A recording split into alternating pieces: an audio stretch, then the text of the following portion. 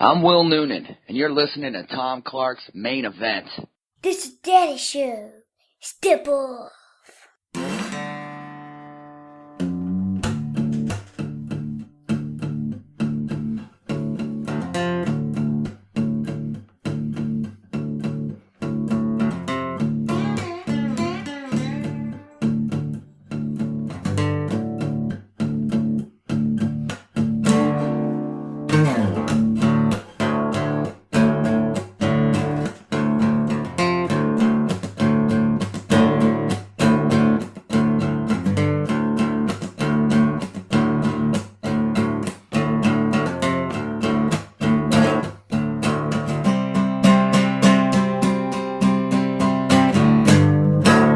Hey, what is up? Welcome to the program. Thank you for tuning in. Ladies and gentlemen, my name is Tom Clark, and you are listening to Tom Clark's Main Event. This is episode number 16 of the podcast, and as always, we're coming to you from the very lovely and spacious Boink Studios here in North Carolina, the home of Jim Crockett Promotions, the home of the best wrestling on planet Earth. That's right, folks. It might be gone, but it's definitely not forgotten. I always got to plug the old days, right? I am old school. For anyone out there who knows me, you know that to be the case. So, again, thanks for tuning in. For everyone out there who has listened before, we appreciate you coming back around. And if this is your first time, hey, welcome. Glad to have you. We'll extend, as always, the customary laurel and a hearty handshake. This is fun stuff, folks. It's been a while since I've been on. Honestly, I'm much too busy being awesome to do this as much as I would like. So I guess I'm going to have to kind of scale back my degree of awesomeness so I can get back to hopefully making some folks smile and doing what I'm here to do. That's to educate, entertain, and enlighten. That's my goal here. And if you're sensing ego, don't be fooled. There's not that much ego. I prefer to think of it as disgusting self-confidence to a degree that honestly is unimaginable by most standards. So it's getting knee deep in here, folks. I'm not going to lie to you. So without any further ado, let's go ahead and get this thing started. This time the main event is Payback. That's right, folks. WWE's third pay-per-view of 2015 is coming up on Sunday, May 17th, which, depending on when you listen to this particular podcast, it's over or it hasn't happened yet, or maybe you're watching it right now. If so, how is it? Because honestly, from where I'm sitting, I'm not really sure how I feel about it. I had the same sort of vibe about Extreme Rules, which, to some people was sort of underwhelming. I thought Extreme Rules was much better than what I thought it would be, what most people thought it would be. Payback has potential, I'm not going to lie, mostly because of the main event. And there's some other intriguing matchups here. Is it going to deliver? Who knows? But let's talk about it. Let's talk about the card itself. First of all, let's get to the kickoff of Payback. It's going to be Curtis Axel and Macho Mandow. You heard that correct, folks. If you did not watch the May 11th edition of Monday Night Raw, then you missed what had to be one of the worst Randy Savage impressions that you've ever seen / heard in your life. Damien comes out to the music. He comes out doing the voice, if you want to call it that. He's wearing the gear.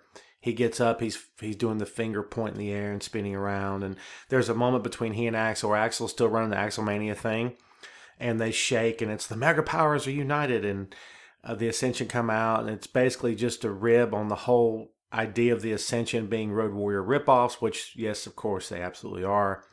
And the whole thing felt very weird. It was very contrived. It was one of those moments that you sort of put your head into your hands, your face into your hands, and you say, "Oh my God, what is going on here? Like, where's the remote?" Now, having said all of that, we've got all that in the app, and let's just back up a little bit and let's remind each other of who you're listening to right now. I am not one of those guys that spends an entire podcast destroying and criticizing and raking that company over the coals. Do they make some questionable decisions, in my opinion? From me, of course they do. I think anyone out there, if you love WWE from top to bottom and never question a thing they do, and you're happy with every decision that comes down the pike, then honestly, you don't have an opinion. Like, you don't have anything. I'm not saying you have to be critical, but like, there's no part of the program that you go, that could have been a little bit better. But you know me, folks. I'm not so critical to the point that I can't enjoy what I'm watching, and not so critical to the point that I can't pull something out of it that was worth my time. Okay? Because as you know, folks, time is precious. It is for all of us. And even though I've been a wrestling fan since before I could walk, I do still enjoy the product, no matter how changed it becomes, no matter how Vince does his business. I just love pro wrestling and in general. So yes, I'm going to pull something good from these moments. It's going to be tough, but I like Damien. I do. And I think of all the things that Damien has done, since before he got with Miz, when he was attempting to quote unquote find himself and all that stuff. I think this was maybe the weakest of the bunch. The Magneto thing was pretty bad, but this was equally bad. Why was it bad? Because Tom says it's bad? No. It's bad because it didn't work. Go back and watch the replay. Crowd didn't care. Okay? They popped from the music. That's all they popped from. To that point on, Damien got, sort of sympathetic applause. And this is no reflection on Damien. Is Damien supposed to be able to do a killer dead-on Randy Savage impression? No. Is that in his contract? I don't think it is. Maybe I'm wrong. I've not seen the thing. He knows what he signed. Okay? But he's getting put into these situations. And I don't know whose idea it is. I would love to know if it was him that made the call, or if somebody above him said, hey, what'd be great? Axel's doing the Hogan thing. You should totally do Savage. It didn't work. Okay? And guess what? If the spot had been over to the moon, if the crowd had blown up over it, if they had just, the roof had been torn off the building in response to Damien, then I could sit here in front of you right now and say, folks, I didn't really care for it, but man, that crowd loved it. And really, that's all that matters.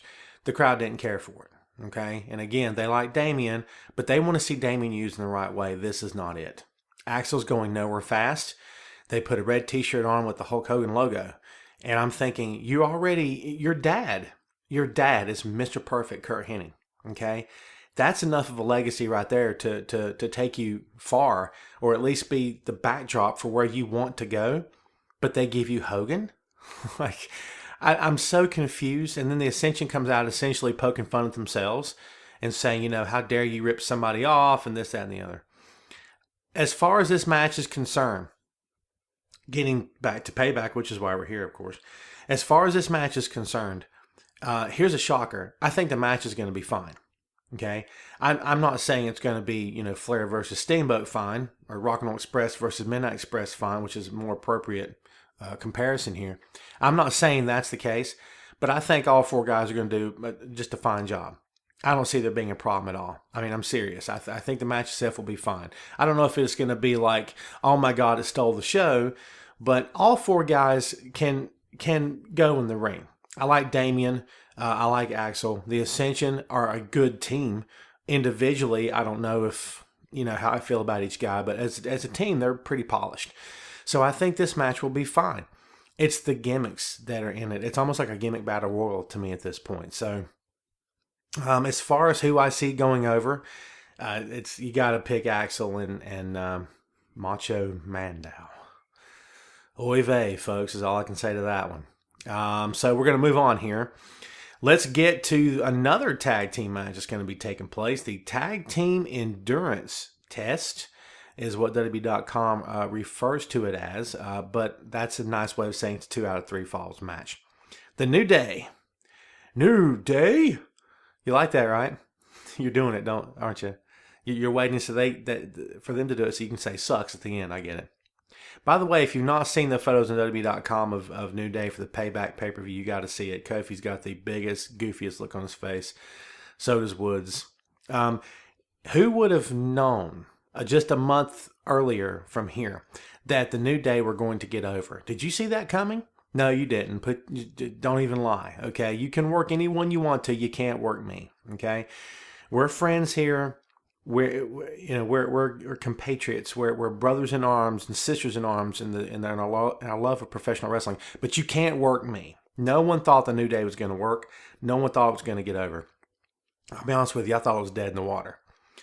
But someone in that company, whether it was creative or whether it was one of the guys, said, "This isn't working. Why don't we just have fun with it?" So they did, and they have no idea that they're heel. That's the best part. There's many different kinds of heels, as we all know, and one of my favorite kinds of heels is the guy that just doesn't even realize it. It's sort of the old adage of comic book supervillain. You don't know you're a supervillain. You really do think you're doing the right thing. Well, the New Day is much in the same vein of that. They have no idea that they're the bad guys. They don't see it as breaking the rules. They say it is just taking opportunities and trying to win the match. They don't hear you. They hear you booing them, but they think you just haven't come around yet. So they're still working on you. That makes me smile just thinking about it, man.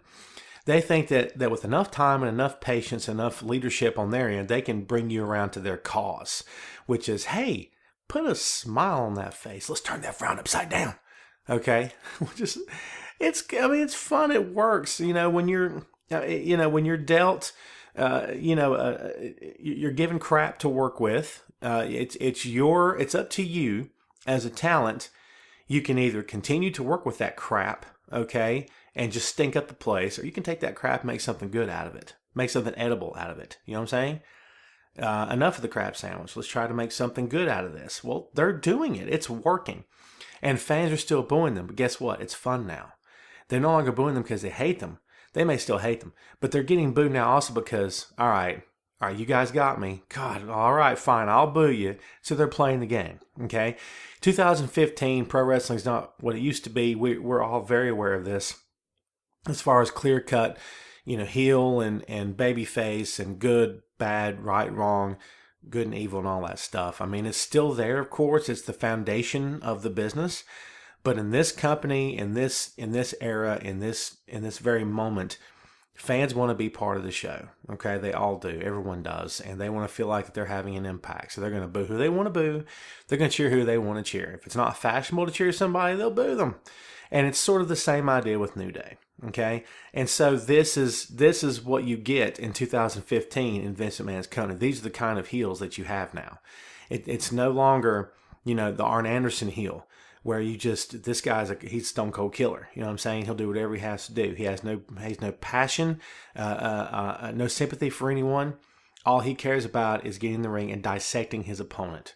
Just the mad surgeon at work. That's Arn. That kind of heel is still there. But honestly, it's in 2015 WWE, it's all changed. I get flustered. It's a whole different podcast for a whole different time. And so maybe we'll cover that at some point. But here it is, folks. The New Day, new tag team champions, okay, WWE tag team champions, defending against the former champs, Cesaro and Tyson Kidd, the as yet unnamed tag team duo. Which they probably won't get a name. That's not an inside scoop. That's just me talking. Because a tag team name means matching shirts, means matching gear, means Cesaro's kind of locked in, and so is Tyson. Tyson had nothing better to do. But Cesaro's a star. And you may not see it. Cesaro's at his best when a lot of stuff is going on around him.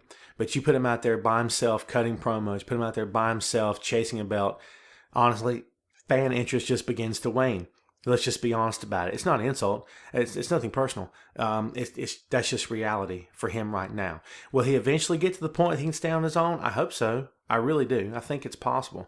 But as of right now, I don't think it's going to happen. As far as who's going to win this match, I don't see New Day losing the belts. That's just me. I think that Cesaro and Kidd will give a great match because that's what they do. I think this match will be highly entertaining. I think there'll be a lot of near falls in this match, and I think that at the end of this one, you're going to feel like you got your money's worth. Obviously, I mean, I don't see how you couldn't. This is just a sidebar here, folks. This is something very good if you're a tag team wrestling fan, okay? Because the tag team era of that company's been dead for a long time. The Usos did what they could to bring it back. The Rhodes Brothers did what they could to help, and New Age Outlaws are sort of brought back off the shelf whenever they're needed. But honestly, there's no commitment to the tag team division in that company, and you know that. You know that. We all know that. There's more of a commitment to the Divas division, and that's a joke. So, honestly, anytime you can get two tag teams that are good, that are worth their weight, and they're given time to work, which is key. They're giving time to work on the card and not just a quick 5-minute match, okay, with a lot of high spots and then, Bob's your uncle, 3 count, it's over. Then it's entertaining, okay? There's a reason why tag team matches do get over, because fans want to see them. This is not hard math, man. It's really not. It never has been. But that company, for whatever reason, chose a long time ago to not pursue a viable, entertaining, legitimate, rock-solid tag team division. Not since the Tag Team Wars of the early 2000s, okay, when we saw the Dudleys, Edge and Christian, the Hardys. TLC, baby. Those were the days. Not because of the stunts, not because of the crashing through the table and Jeff, nearly killing himself every time he went off the top rope or off the top of a ladder. Not because of all that, but because there was drama. There were stories being told. Fans wanted to see it. You could run those tag team matches as the main events of pay-per-views during that time, and it was awesome. And now there's nothing, okay? And it's like, we just talked about Axel and Sandow versus the Ascension. So you have 2 tag team matches on the card. And I'm with that, because while Axel and Mandow versus the Ascension doesn't really mean anything, this one does. So you've got one that's kind of filler, and you have one that really does mean something.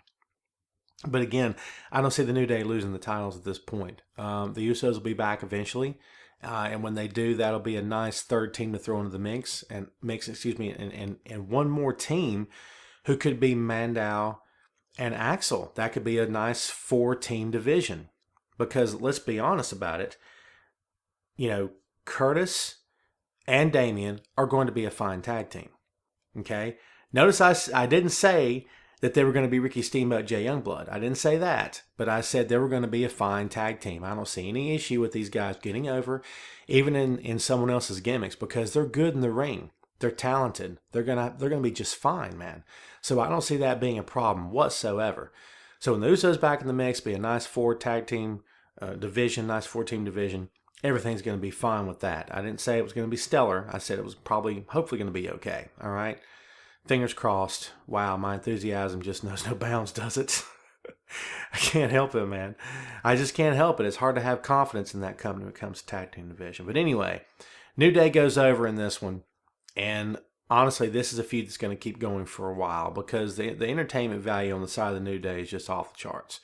And Kid and Cesaro are more entertaining in the ring than on the mic, and New Day's the exact opposite. And make no mistake about it, though, man. Big E's a hoss. He is. Woods is better than he's given credit for. And Kofi's Kofi, man. Kofi's going to come off the rope and do all that crazy stuff, and it's going to be fine. He's the high flyer of the group. And I think that as a trio, they're going to be fine. For the first time ever on WWE programming, they've mentioned the Freebirds. They mentioned the Freebird rule when it comes to tag team belts. And it's something that we fans have been talking about for years.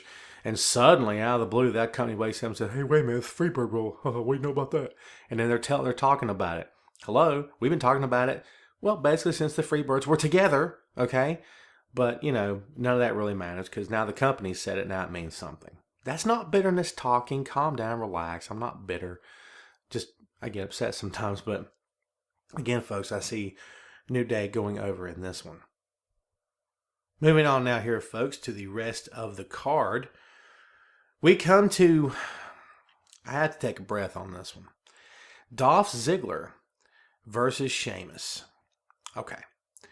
The company is billing this one as Ziggler trying to get back Sheamus for the Kiss Me Arse match from Extreme Rules. I have a really tough time saying those words together in the same sentence.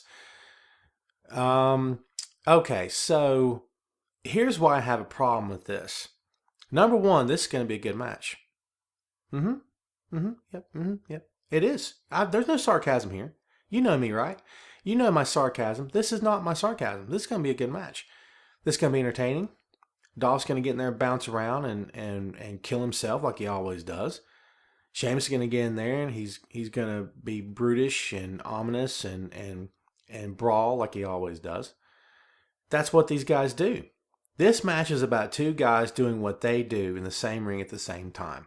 I think it's going to be fine. I do. I think it probably will be one of the better, more intense matches on the card. True. Here comes the part that upsets me. Dolph is once again going to get into the ring and bounce around and just about kill himself. For what?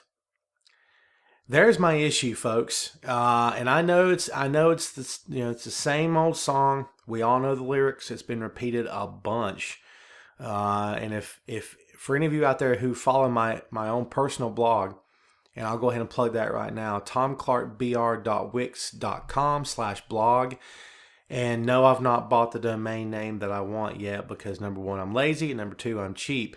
But if you'll go to that website, you'll see a column I wrote back on April 26 entitled Dolph Ziggler, The Best Is Not Good Enough.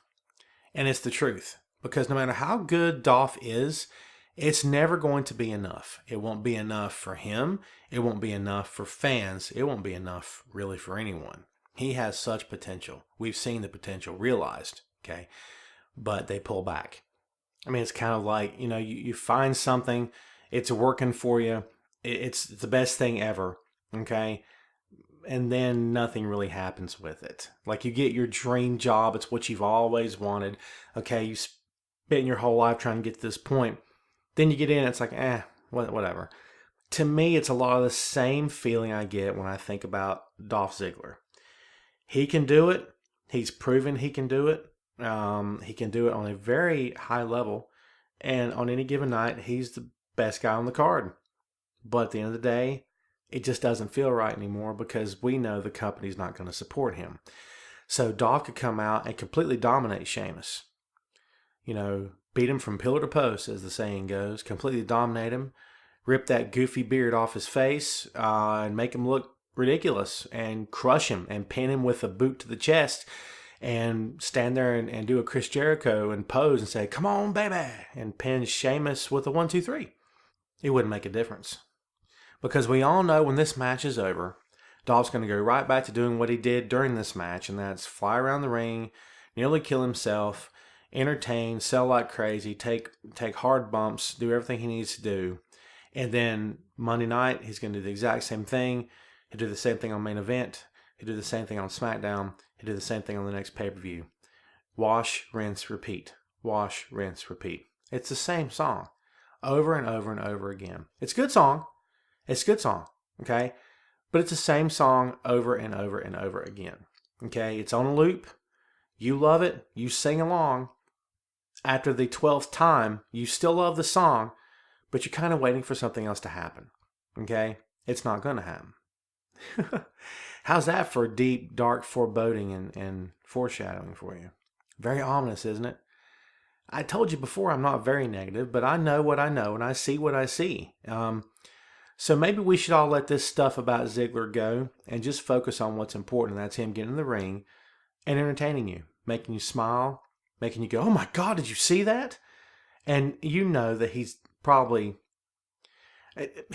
as long as Daniel Bryan has breath in his lungs, he's the best worker in that company. My opinion, okay? So he's on the shelf again. Absolutely, of course he is. So it's hard for me to say that Dolph is the best worker in that company right now. Orton's very good. But in terms of the full package, in terms of being able to do anything, to try anything, to be willing to take the hardest bumps known to man in order to get yourself over and to get the guy over that you're working with and to just prove that you can do it, Dolph is in the top 3 best talents in that company right now. It's the truth. When Punk left, it opened the door. It did. And I know Punk has his critics and it's whatever, but that's just how I see it. But it's hard for me to say that Dolph is the best in that company. And even at the end of this match, if he was considered to be the best in the company, the best you've ever seen, just the Horsemen better than all 4 combined, whatever. We all know, actually, it's not going to make a difference, man. So, anyway, we'll try not to focus any more on that if we can help it. I like Sheamus. I like what he does. His heel turn is working for me. I wish the Kiss Me Arse match had never happened. It made him look silly and ridiculous. I thought we were past that. Sheamus needs to be the big, tough, bruising heel that company needs right now. In Brock Lesnar's absence, and in the interim between Brock's departure and his imminent return, Sheamus needs to be that heel.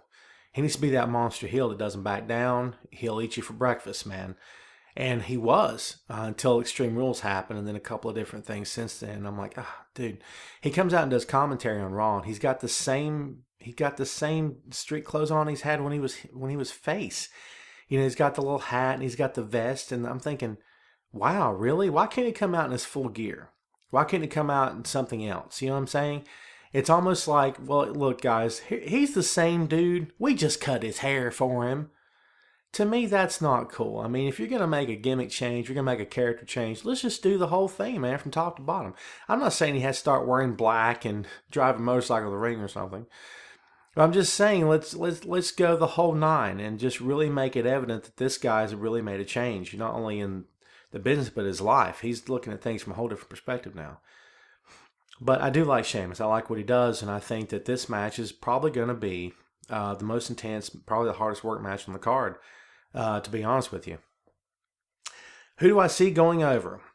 Can I just say I don't think it matters. I don't think Sheamus should have a loss, but they seem to have abandoned the whole, Sheamus is an untouchable heel. Like, we got 2 minutes of that, and then it ended. So I don't think that's going to happen anymore. Honestly, I think this match can go either way, and I think it would be fine either way. I see Sheamus winning. But, and they're painting this thing like Ziggler needs revenge and retaliation for, Sheamus embarrassing him after their match at Extreme Rules. I don't know if I see that too much because, let's face it, Sheamus did get pinned. So, honestly, it's Sheamus' turn to go over. Whether or not that's going to happen, I don't know, but I do see Sheamus going over. But again, if you're asking me right now, Tom, what do you think? I don't know that it matters too awful much. That's just me talking, okay? Okay, so let's go to the next one here, at least that I have in front of me. King Barrett is going one-on-one with Neville. King Barrett. You heard that, folks, right? King Barrett, of course, he won the King of the Ring, and he has a whole different, other sort of British element to him now because he's carrying a crown and wearing a robe and talking about being royalty and stuff. So, I guess that's good for him. Neville looks amazing because Neville looks amazing all the time. He's the Vince Carter of WWE. He's half man, half amazing. He really is. And the emphasis is all on the flips he does in the air and the high flying stuff that he does. And nothing wrong with that. It's his shtick. I get that. He sort of fills that void of that talent that is really not happening in that company right now. And if they did have someone doing that, he would be feuding with Neville right now. Do you know what I'm saying? Battle of the High Flyers. Neville reminds me a lot of different high flyers in the past. He reminds me, for whatever reason, of Sabu in his prime, okay?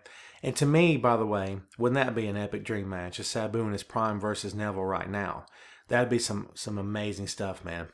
And he reminds me of Sabu in the sense that when you see him do these spins and you see him take off and take flight, it's just so effortless. Like he's just throwing all of himself into it. You know what I mean? Like Sabu would do the same thing, and you're watching him thinking, he didn't even plan it. Like it looked like he didn't even hesitate. Full confidence in yourself, knowing where you're going, full body control. To me, that's what Neville is. Full control of himself physically, from top to bottom. And he knows where he's going, how he's going to land. It's sort of the opposite of John Morrison, who, by the way, if you don't watch Lucha Underground, and one of the podcasts, we're going to touch base on various promotions out there, and Lucha's going to be one of them. But if you're not watching Lucha, John is there now, Johnny Mundo, and he's much better than he was when he was at WWE, if I'm being honest. He has more control. But when he first started coming off the road and doing those moves in WWE, it looked like he was just flinging himself at the guy. He had no control. He didn't really know where he was going. And if you're the guy laying on the mat waiting for him, you got to be sitting there holding your breath, man. Right? I mean, you got to be laying there thinking, dude, how you going to land this time? You going to break a knee? You going to bust my face up? I mean, what do I have to worry about here? What body part do I have to protect? All of it, okay? because honestly, Morrison just kind of, here I come. And to me, that's not how you wrestle. That's not how you do anything in the business. You need to have full control. The guy that's working needs to trust you, which means he needs to know where you're going to be. Okay. So, Neville has that. Neville looks like he looks like in midair, he could stop spinning and just land on his feet. That's how much control he has. That's how it looks to me. You know what I mean? I think this is a good matchup. I'm going to go with the Daredevil prediction, keeping in terms, or excuse me, along the same lines of what Neville does in the ring. I'm going with the Daredevil prediction here that Neville goes over. Okay, a loss is not going to hurt Barrett. We get really, really bent out of shape over who wins and loses. Sometimes it's with merit and makes complete sense that we get upset. Other times it's just silly bickering back and forth and complaining. This is silly bickering back and forth and complaining, guys. It doesn't matter if Wade wins or loses, to be honest with you.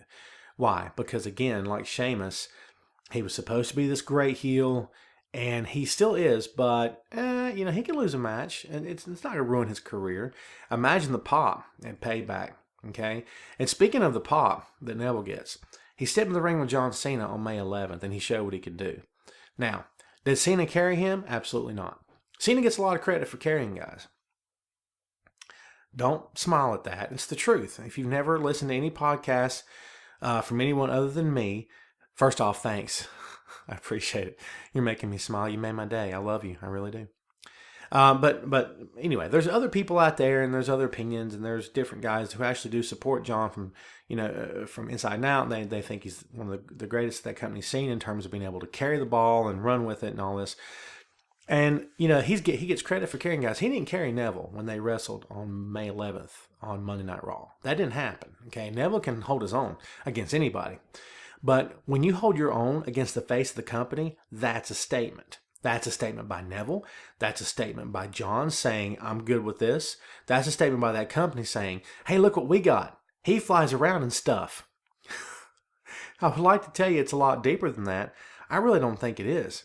I don't think that Neville working John in the main event or in a match on Raw is anything in terms of he's auditioning for a main event spot. This is one day Neville's going to be champion. It's not going to happen. It's not. I mean, I'm sorry. I like Neville a lot, and I enjoy his work. I like watching him in the ring. He's grown on me. I think he's a much better face than he is a heel because of his size, because he's more of a sympathetic figure. It's like turning Ray heel. I mean, who would care about that? Do you know what I'm saying? But there's much more to do with Neville being face than there is anything else.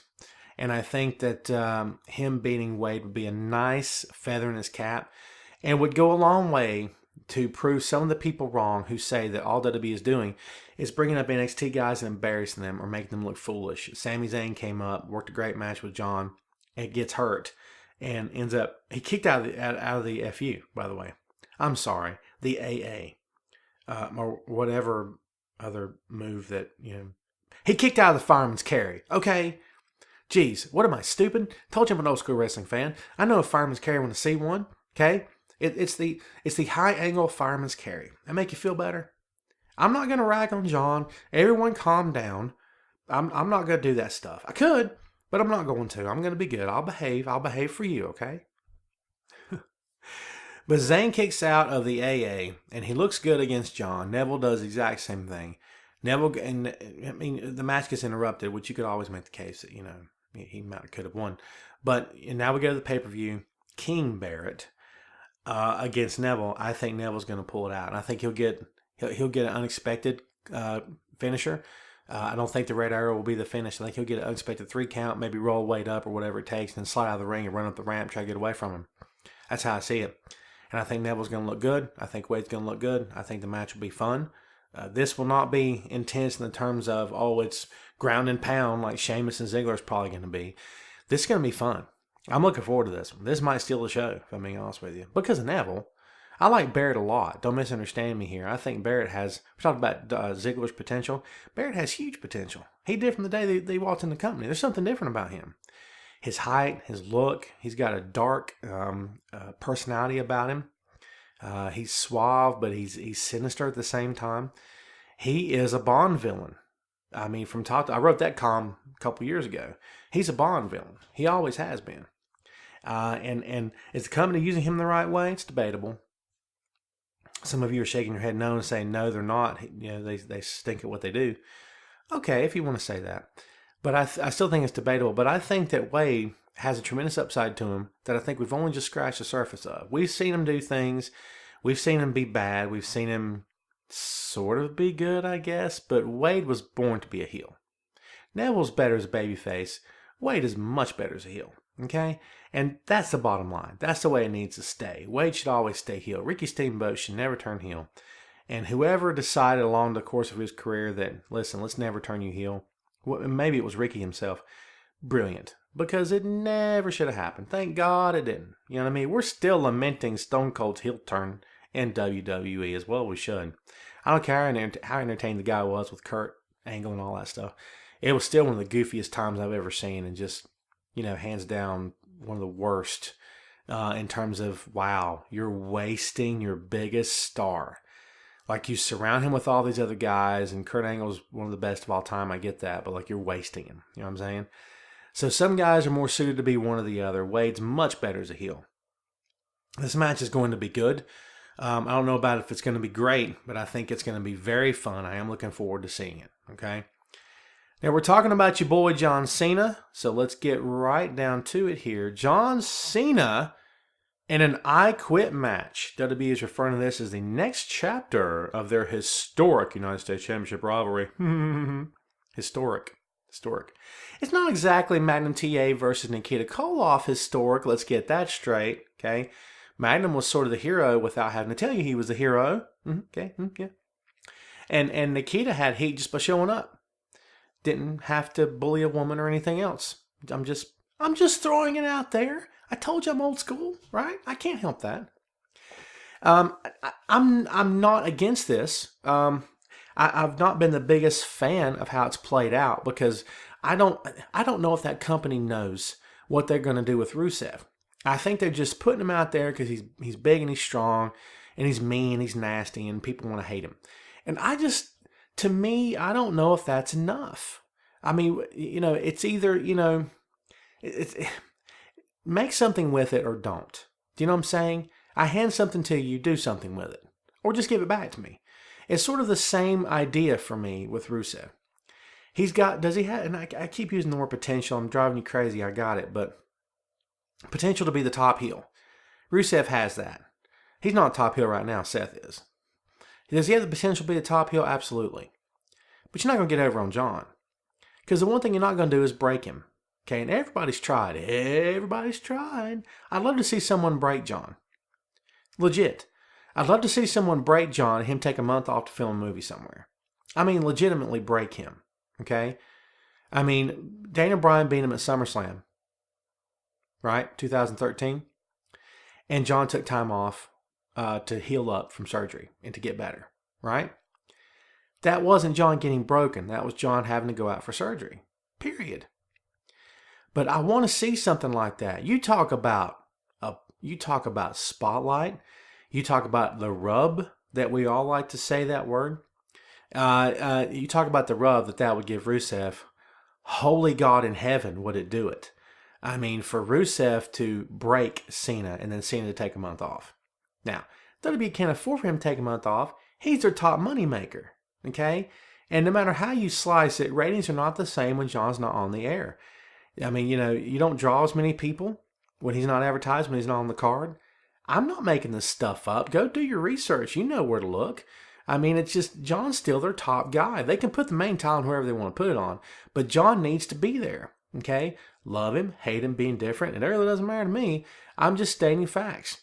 So they probably can't go a month without John at this point unless he gets legit hurt. But I would love to see Rusev really break him. And John could always come back after 4 weeks saying that he's been working hard. He's just trying to find himself. Instead of coming back and the first night he comes back, he comes out and, you know, beats his chest and tears his shirt off and screams that he's never going to quit, yada, yada, yada. He's back for revenge.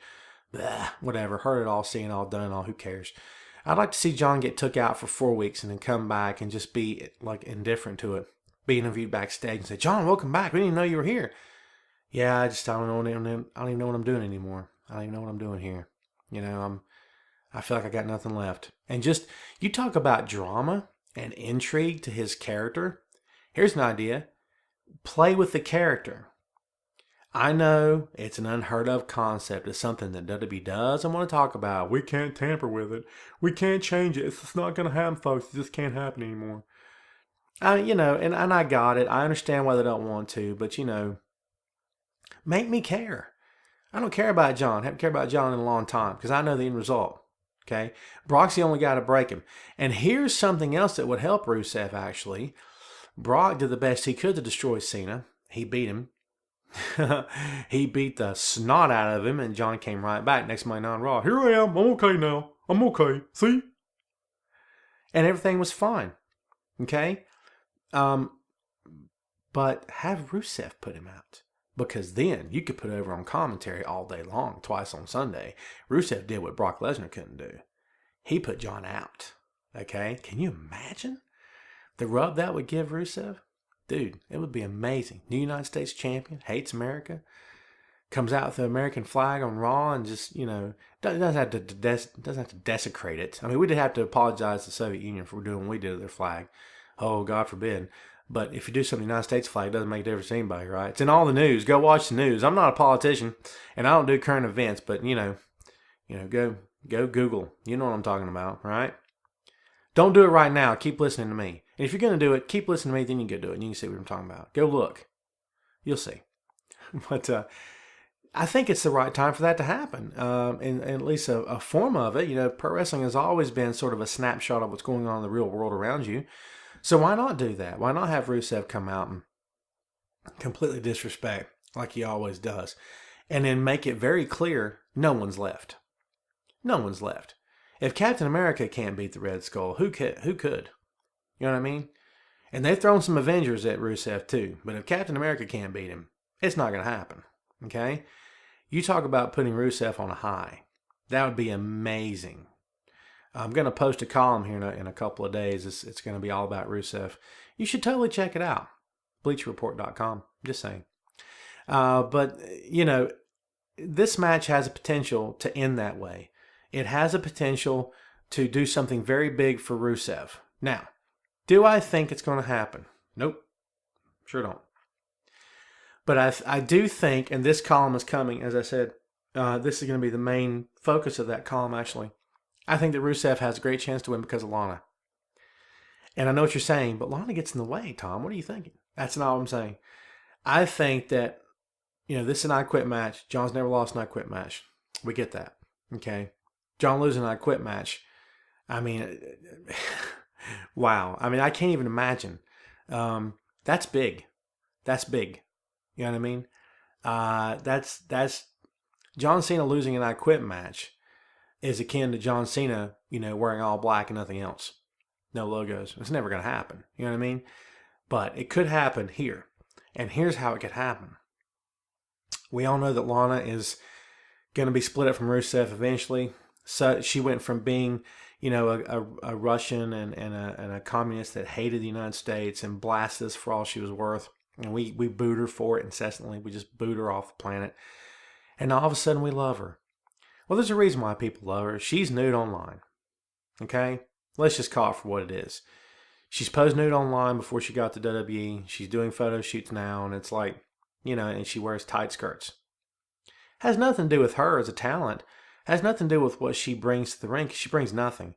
And I'm not dissing her here. It's no disrespect intended. But she's sure not Miss Elizabeth in terms of, helping Rusev. And I'm going to be honest with you. I was never born and became a WWE guy. I never was, and I'm not now. Okay, I try to be objective about it. I can say this with all honesty. I don't know what Elizabeth did for Randy other than just stand there and look pretty.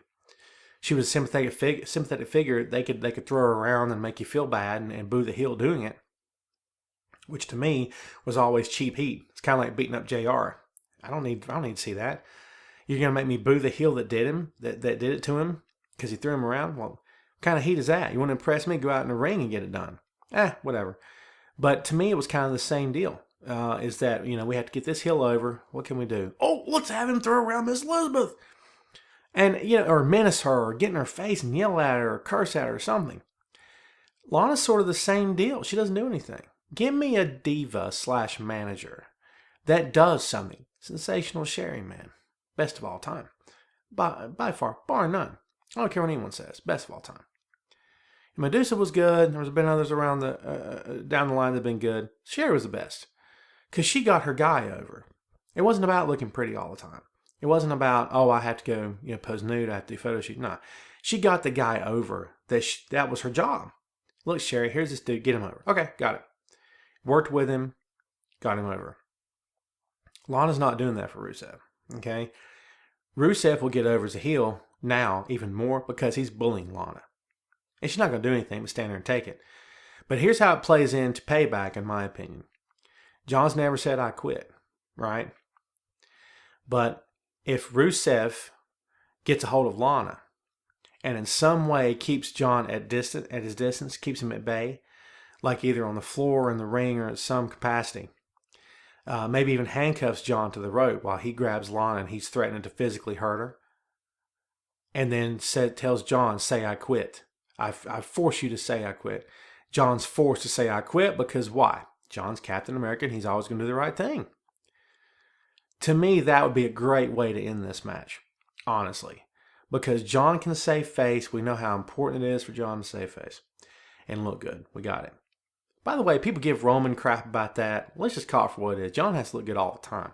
He always does. We're used to it. The concept of that happening to someone else ticks us off. And I've never understood why. When it's being done in front of us all the time, we complain about it all the time. Who knows? But John will still look good. Rusev will look amazingly good. It'll be like, oh my God, look what he did. Look at the level he stooped to win this match. And it's not a swerve. It's not a work. It's not a plan between he and Lana. Although, wouldn't that be interesting? That Lana ends up turning heel or staying heel or whatever. That would be fun, right? I don't know that it needs to happen. I think it could be a straight up, I'm threatening to actually hurt her. And then maybe even after John says, I quit, he does hurt her. Do you know what I'm saying? Now, it's not going to happen because they're not going to promote violence against women. Probably none of this is going to happen. It's just one of those things that, Tom, Fantasy Booking 101, that's just my opinion of it. Because John will never say, I quit, he's not losing. Hence, he keeps the United States Championship. It's not going to change. And honestly, it's not going to anytime soon. Because if Rusev can't beat him at his best, I don't know who can. And I don't know who they would line up to do it in the first place after Rusev. Who knows? So unless there's a swerve at the end where Rusev gets the best of him, uses Lana as bait, and traps John and forces him to say, I quit, John's winning this match. He's keeping the belt. I know there's a lot of stipulations I threw in there at you, but that's just how I see it. Let's get to the main event, folks. This is the Fatal 4-Way Championship match of Payback. The WWE World's Heavyweight Champion, Seth Rollins, who really needs a nickname, by the way. Need to come up with something good for that dude. Taking on Roman Reigns, the Viper, the Apex Predator, the Legend Killer, Randy Orton. You see where I'm going with that? And the Lunatic Fringe, Dean Ambrose. Everybody's got a nickname but Seth and Roman, right? I mean, really. We can't do anything for these two guys? Shame. But this match we talked about what could be the most fun match with Neville and Barrett, what would be the most intense match with Sheamus and Ziggler. And other things are going to happen on the card here. But honestly, this match is probably going to steal the show. Straight up. Because so much could happen in it. Because there's drama, there's history between all four guys, there's intrigue, Dean's in it. Dean, that's it. Let's just cut to the chase. This match is going to be fun because Dean's in it. Okay? How many more times can you see Roman and Randy? How many more times can you see, Seth and Roman? I mean, honest to God.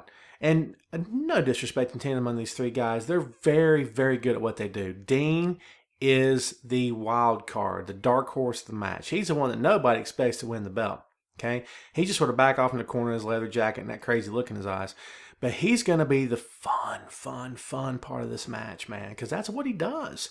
He's called Lunatic Fringe for a reason. This guy would have fun no matter how you booked him, no matter what you do with him. Tell him to go out and wrestle a gravy match. You know what I'm saying? Put him in a big pool full of gray like they used to do with the women to make him look foolish. He would have a blast, and he would look amazing doing it. Can you imagine? He'd pop up and just have the best time ever. He'd get it over. I mean, honestly, he would. He'd get anything over because he's fun. To me, Dean is a lot like Foley. Because no matter what you did with Mick Foley made the best of it. He had fun. You could look at him and you know he was having fun. That he was into it. He believed in his character. He did what he had to do to get over. He had the best time doing it. I mean, that's Dean, baby. I mean, and a lot of people sing his praises because of, it's the thing to do. He deserves his praises to be sung because he's very, very good in the ring. A lot of Dean Ambrose fans out there, a lot of female Dean Ambrose fans out there. The guys have really come around in terms of pulling for this dude because he's a riot. He is. And does he look silly sometimes? Yeah, he does. But it's not necessarily the promos he cuts or the goofy things they have him say sometimes. It's what he does physically. He's very physical comedy. Do you know what I'm saying? He's Chevy Chase. He's constantly falling down. You know what I mean? It's that kind of idea where, some comedians have to come out and tell one-liners to get you to laugh at them. And all Dean has to do is just look at you. Get that look in his face, shake his head, smile, get his eyes really wide, and you're entertained. And to me, that's what he brings to the table. And then on top of that, he'll do anything in this match. And let's don't forget the stipulation on this, folks. This is for Kane's future in WWE because, it's just we all care.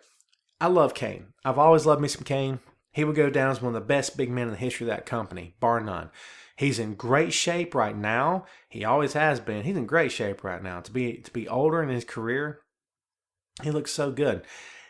He's as effective as he ever was in terms of coming out and doing his job. Okay, they've run at the ground. If I'm being honest with you, they should keep the focus on the match itself. But having said that, the stipulation is, if Seth does not retain the championship, Kane will be fired.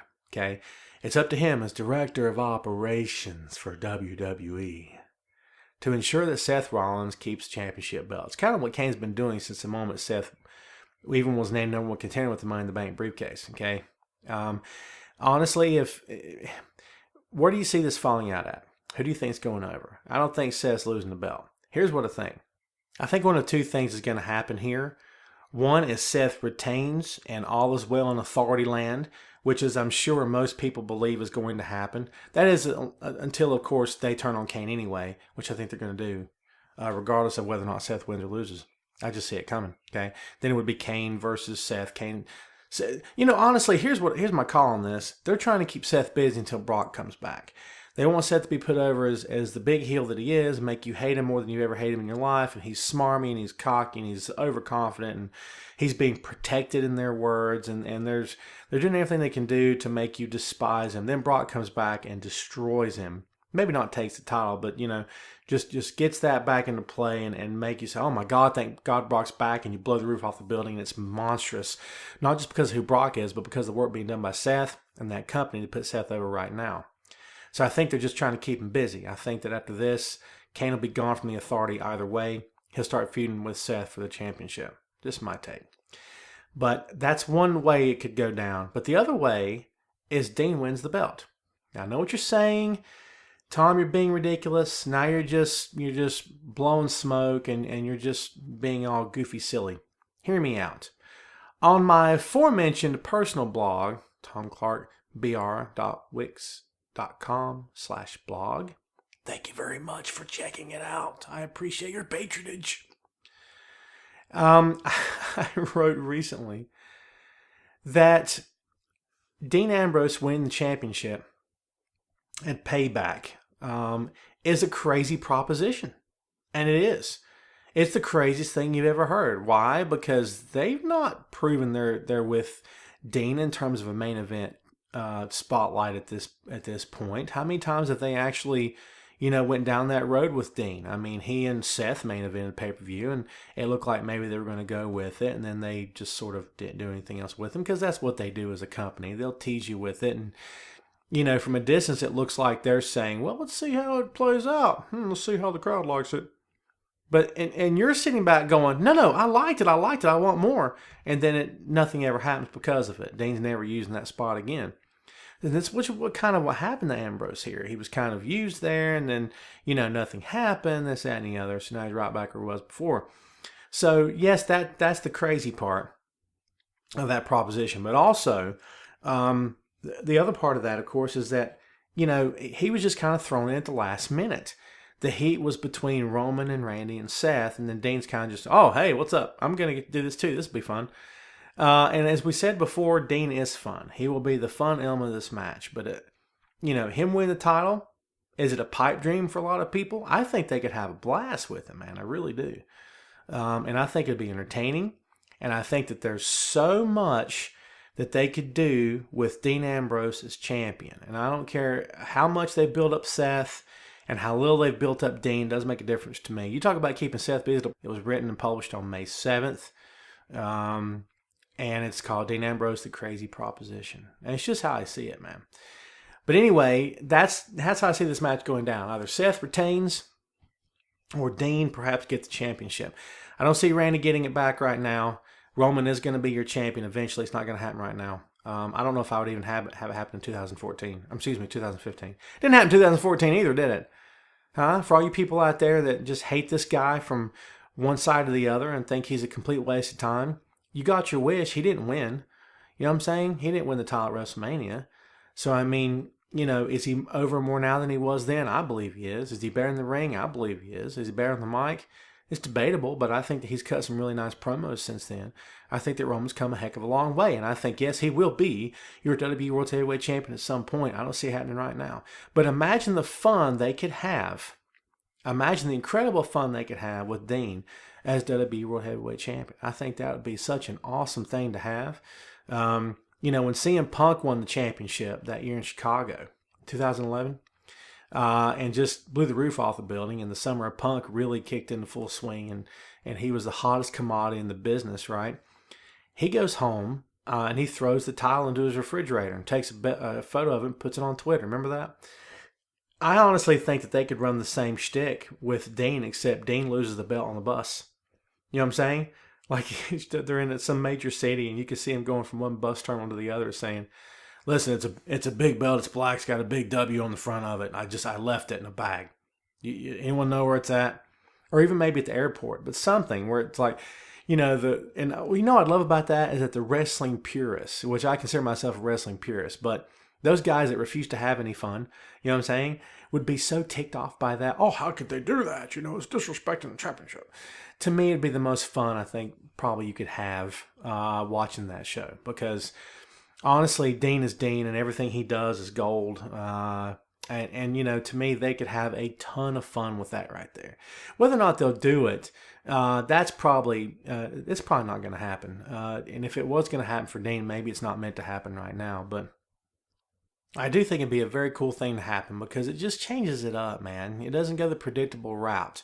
I mean, we're all expecting Randy and Seth, and they got this feud, and either Randy's going to win or he's not. Then Roman is always on the eve of something great, and we all believe, a lot of us believe he will eventually be champion. So there's that storyline to deal with. But then you throw in Dean, again, complete wild card, unexpected, out of left field, literally, and he wins the title. I mean, imagine the other three guys left in the ring just staring up at the ramp, and Dean's got the belt, and the crowd's losing its mind. That crowd, let me just tell you, man, that crowd would pop like no one's business. Would it hurt the company? Absolutely not. It would completely unravel the authority and throw in drama like we've not seen with them in a long time, if ever. It would put Roman in a crazy spot, because now his best friend has the belt. Randy, I think, would think it's hysterical, because Randy knows, as a veteran, especially as a character, he knows that he's always going to be in that main event, on that main event tier. So I think he would get more of a kick out of seeing Seth lose his mind and pulling his hair out because the crazy dude won the belt from him, than he would winning himself. Honestly, I think you have a great time. I could picture Randy laughing in the ring with the crowd and just pointing at Seth, going, "Oh my God, he's losing his mind." I think there's so much potential there. And you know what? If you only want Dean to have it for a month, whatever. If you want to have the authority screw him out of it the next Monday Night Raw, whatever. Would it hurt Dean? I don't think so.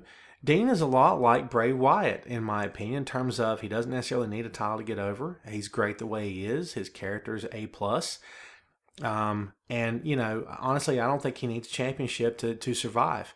But I do think that giving him the belt at Payback would be, what a great moment that would be for him and for fans, honestly. So that's where that falls out for me, folks. I think it's going to be a really good match. I really do. So what's your feelings on Payback? We've covered all the matches here. We've talked about things that could or could not happen, how we see the matches sort of playing out. I think the card's pretty good. Again, as we said when we started the program here, a lot of people feel it's a little underwhelming, but I thought Extreme Rules was underwhelming.